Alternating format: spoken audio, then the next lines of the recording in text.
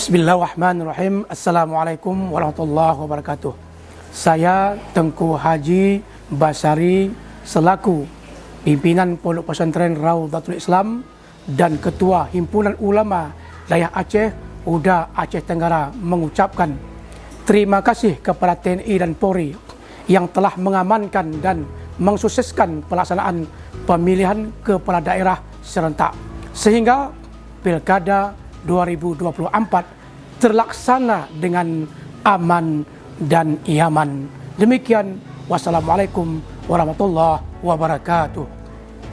Bismillahirrahmanirrahim. Assalamualaikum warahmatullahi wabarakatuh.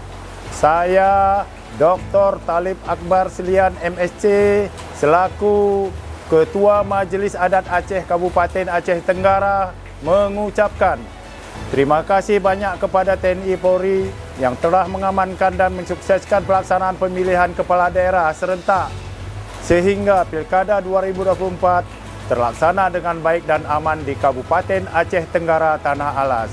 Demikian, wabillahi taufik wal hidayah. Wassalamualaikum warahmatullahi wabarakatuh.